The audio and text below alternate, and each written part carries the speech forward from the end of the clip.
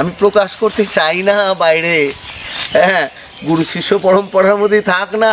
তারাপীঠে আদি শক্তি কোন অংশটি আছে, এখনো আছে, কোন জায়গায় আছে, থাক না চাপা। প্রিয় দর্শক বন্ধুরা, হ্যালো ইন্ডিয়া বাংলা চ্যানেলে আপনাদের সবাইকে স্বাগত। আজকে আমি এসেছি তারাপীঠে। তো আমি ঠিক আছি বামদেব সমাধি মন্দিরের পেছনে। আর এই দেখুন, বামদেব সমাধি মন্দিরের পেছনেই ধ্যানস্থ অবস্থায় বসে আছেন আকাশনাথ অঘোরী।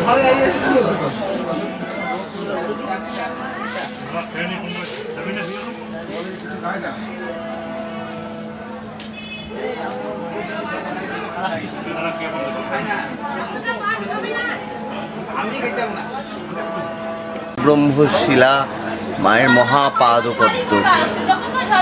আর এখানেই আছেন গুরু বামদেব মহাসমাধিতে।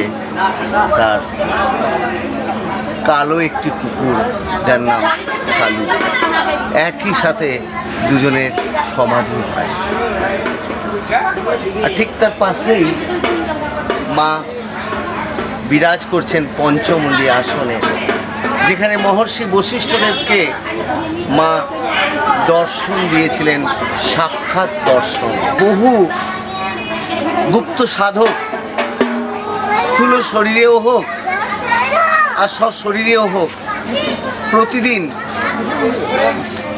এই তারাপীঠের তারাপুরের এই বদ্ধভূমিতে মায়ের পঞ্চমুণ্ডী আসনে, মায়ের শ্রীচরণ মহাপাদুকায় প্রতিদিন বহু সাধু আসেন দর্শন করতে।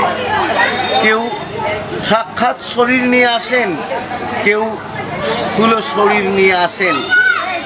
শুধু তাই নয়, এখানে গুরু বামদেব সদা জাগ্রত।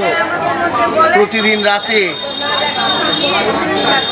যদি বিশুদ্ধ মনে এইখানে কোনো স্থানে কেউ বসেন, দেখতে পাবেন গুরু বামদেব মন্দির থেকে বেরিয়ে এই রাস্তা দিয়েই মহাচিতার কাছে যান উনি। দর্শন পাওয়া যায়, বামদেবের দর্শন পাওয়া যায় বলছেন? গুরু বামদেবের দর্শন পাওয়া যায়। এই পথেই উনি যান, শ্বেত কৌপিন ধারণ করে উনি এই পথেই যান। দিব্য জ্যোতি স্বরূপে উনি যান। শুধু তাই নয়, গুরু বামদেবের পাশে যে রাস্তাটি চলে গেছে, ওই রাস্তা দিয়ে দেখা যায় বহুগুপ্ত সাধক, যাদের আমরা ইতিহাসের পাতায় পাই, বিভিন্ন ধর্মগ্রন্থে পাই যাদের উল্লেখ, তারাও আসেন এই তারাপীঠ মহাশ্মশানে। ওই পথে এসে মায়ের শ্রীচরণ পাদুকায়। আর গভীর রাতে ওই শ্রীচরণ পাদুকা থেকে দেখা যায় কখনো বালিকা বেশে, কখনো যুবতী বেশে, আবার কখনো বা বৃদ্ধা বেশে মা ওখান থেকে বেরিয়ে কখনো এই সিঁড়ি দিয়ে, কখনো ওই পথে মন্দির গিয়ে পৌঁছায় ভোর 4টে থেকে 4:30-র মধ্যে মায়ের শিলা স্নানে, মহাস্নানে। চলুন আপনার সঙ্গে একটু বামদেব সমাধি মন্দিরে যাই। বড় আশা উমা শ্যামা, তোমার পায়ে নূপুর হব। বড় আশা উমা শ্যামা, তোমার পায়ে নূপুর হব। প্রণবের মহামন্ত্র হৃদি যন্ত্রে শুনতে পাব। বড় আশা। নববৃত্তালিডং পদং ঘোরং মুন্ডমালা বিভূষিতং জলোচ্চিতমুদ্গতং ঘোরাদশঙ্করালিনম সাবেশস্নেহবদনং স্ত্রালঙ্কার বিভূষিতং ওম ঐং হ্রিং ক্লিং শ্রীং হুম ফট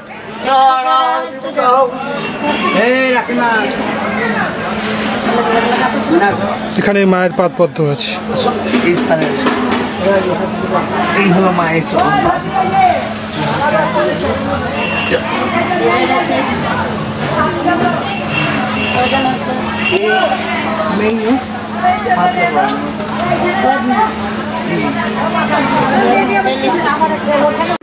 বিশুদ্ধ মনে তারাপীঠ মহাশ্মশানে বামদেব সমাধি মন্দিরের পাশে বসলে অলৌকিক ঘটনা প্রত্যক্ষ করা যায়, এমন কথা বললেন আকাশনাথ অঘরী। মাত্র 9 বছর বয়সে মা এবং পিসির সাথে তারাপীঠে ঘুরতে এসেছিলেন তিনি, আর সেই থেকেই তার মনে আধ্যাত্মিক চেতনার প্রকাশ। প্রায় 32 বছর ধরে তিনি তারাপীঠ মহাশ্মশানে সাধনা করছেন। তারাপীঠের অদূরে তিনি গড়ে তুলছেন একটি আশ্রম। তারাপীঠ শ্মশানে কিছু সময় আকাশনাথ অঘরীর সাথে কাটানোর পরে এবারে তার আহ্বানে চললাম সরলপুর ডাঙ্গাপাড়াতে তার নির্মীয়মান আশ্রমের দিকে। তারামা সরণির এই জায়গা থেকে একটা টোটোতে উঠে বসলাম। মুন্ডমালিনী তলা অতিক্রম করে টোটো দ্রুত গতিতে চলতে থাকলো সরলপুর ডাঙ্গাপাড়ার উদ্দেশ্যে। মিনিট 5 বাদে হাজির হয়ে গেলাম আশ্রমে। তখন মহারাজ আশ্রমের কাছে কয়েকটি বাচ্চাদের মধ্যে কেক আর চকোলেট বিতরণ করছিলেন।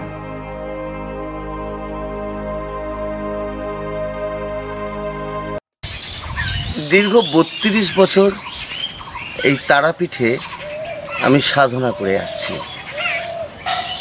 বছর 5 হলো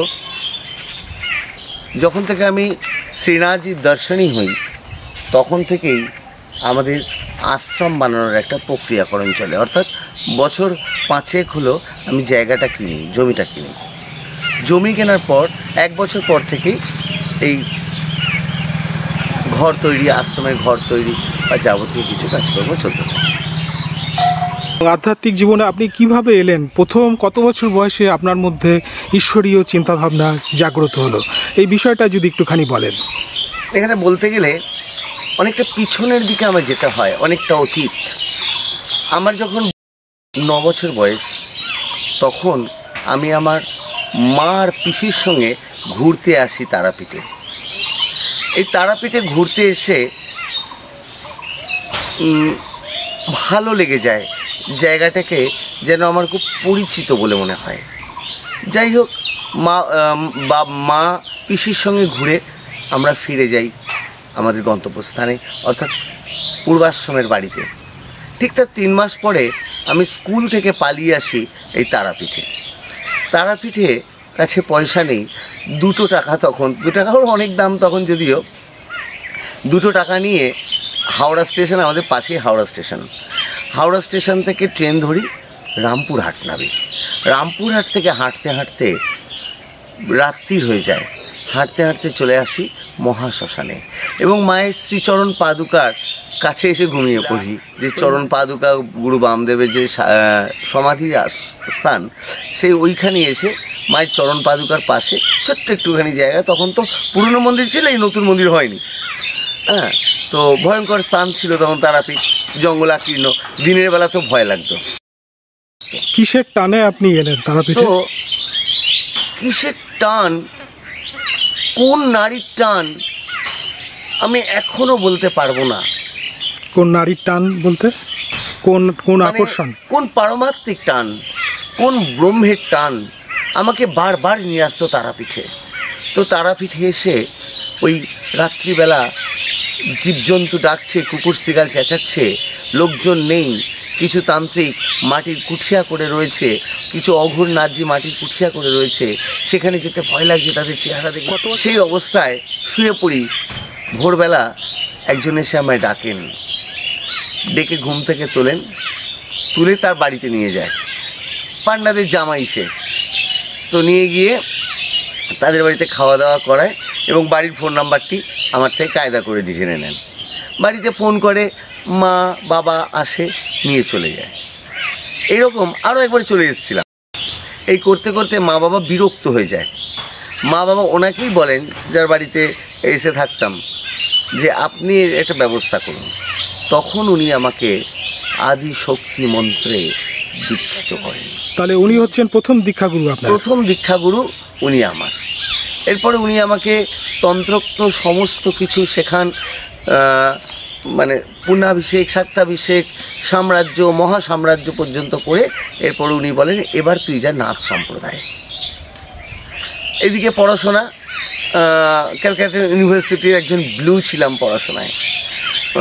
মাধ্যমিক ফার্স্ট ডিভিশন স্টার পেয়ে পাস করেছিলাম। হাওড়া সালকিয়ায় প্রথম স্থানাধিকার করেছিলাম। এরপরে উচ্চ মাধ্যমিক গ্র্যাজুয়েশন আমি তারাতলা মেরিন ইঞ্জিনিয়ারিং কলেজ থেকে মেরিনও পড়াশোনা করেছি। করার পরে চাকরি পেলাম youth welfare department, government west বেঙ্গলে municipal youth officer, Howrah municipal কর্পোরেশনের চাকরিটাও করতাম।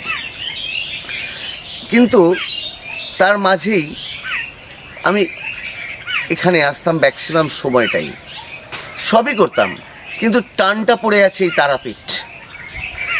এরপরে বাবা পশুপতিনাথ একজন সিদ্ধযোগী, সিদ্ধ পুরুষ। বাবা পশুপতিনাথের সঙ্গে কিছুদিন ঘুরতে লাগলাম।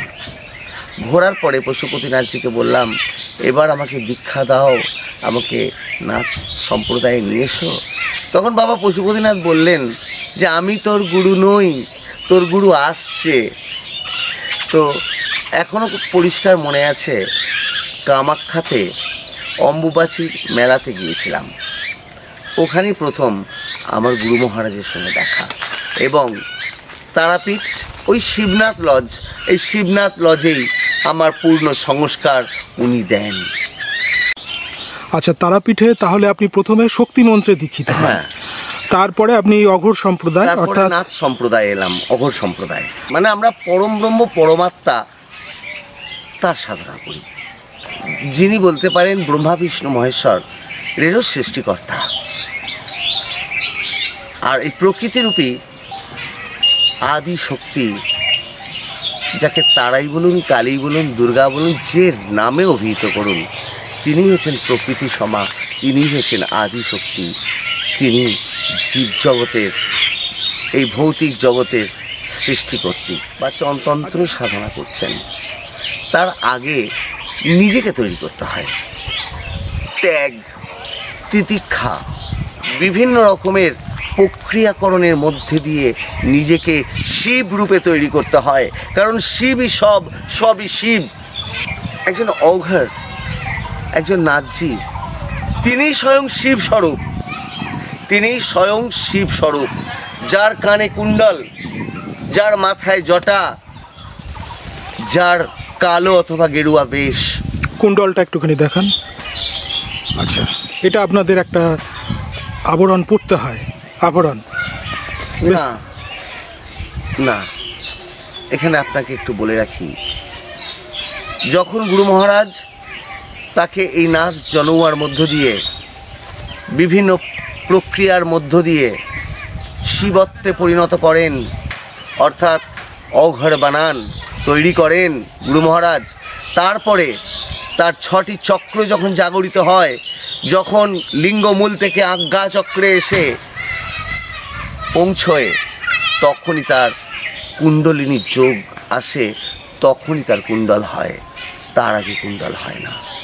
এটি কোনো আভরণ নয়, এটি তার কুণ্ডলিনী শক্তি। আচ্ছা, মানে কুণ্ডলিনী শক্তি জাগ্রত হওয়ার পরই তার কানে কুণ্ডল হয়। এটি কুণ্ডলিনী শক্তির প্রকাশ। কুঁড়ি থাকা পদ্ম ফুল, সেটাকে ফুটিয়ে তোলা, অর্থাৎ জাগ্রত করা কুণ্ডলিনীকে, সেই গুরু মন্ত্রের দ্বারাই হয়।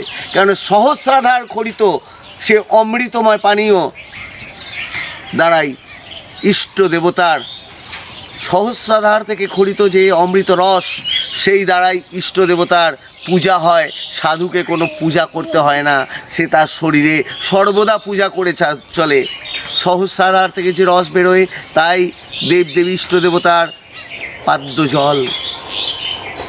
হৃদয়রূপ পুষ্প তার পুষ্পাঞ্জলি, প্রাণ হচ্ছে ধূপ। এইরকমভাবে মানুষ পূজা আমরা করে থাকি। আকাশতত্ত্ব বস্ত্র, ক্ষিতিতত্ত্ব, বায়ুতত্ত্ব, জলতত্ত্ব, পঞ্চতত্ত্ব, এই প্রত্যেকটি একটি শরীরে বিদ্যমান থাকে। 5 জন নিয়ে শরীরটা, তাই এই শরীরের মধ্যেই পূর্ণ ব্রহ্মের বিকাশ। আর সেই পূর্ণ ব্রহ্ম, সেই ইষ্টকে সর্বদা আমরা মানুষ পূজা করতে থাকি। তাই সাধুকে কোনো বিগ্রহ, কোনো মূর্তি পূজা, কোনো পূজার দরকার হয় না, সে সর্বদা পূজা করে চলে। 3 দশকের উপর তাহলে আপনি তারাপীঠকে দেখেছেন। তো কীরকম দেখেছেন তারাপীঠে? এই যে আমরা বইতে পড়ি বা ধরুন যেটা শুনি যে তারাপীঠে নাকি একসময় পঞ্চমকার সাধন হতো, তারাপীঠে তান্ত্রিকরা এসে নানান তান্ত্রিক ক্রিয়াকর্ম ইত্যাদি তারা করতেন। তো এই ব্যাপারে আপনি তো 3 দশকের উপরে এই তারাপীঠেই আপনার অনেকটা সময় আপনার কেটেছে, তো আপনার অভিজ্ঞতার কথা বলুন তারাপীঠ নিয়ে। যেটুকু শুনেছেন তার থেকেও অনেক বড় কিছু তারাপীঠে হয়। তারাপীঠে এখন মোটামুটি সবটাই ওপেন। সাধনা কতটুকু হয় জানি না, কারণ সাধনা সর্বদা গুপ্ত এবং গুচ্ছ। তাই এই পঞ্চমকার সাধনা তো সবার সামনে হয় না। পঞ্চমকার সাধনা খুব গুপ্ত ক্রিয়া, পঞ্চমকার সাধনা খুব গুপ্ত ক্রিয়া। পঞ্চমকার সাধনার কথা বলছেন? হ্যাঁ, বলুন। ক্রিয়া বহু নামি দামি সাধু, বহু ভালো উচ্চ মার্গের উচ্চকোটির সাধক এই তারাপীঠে আসেন, এখনো আসেন, কিন্তু তাদের প্রকাশ নেই। তারা নিজেকে ধরা দেন না, আসেন, নিজের কর্মটুকু করেন, বেরিয়ে চলে যান।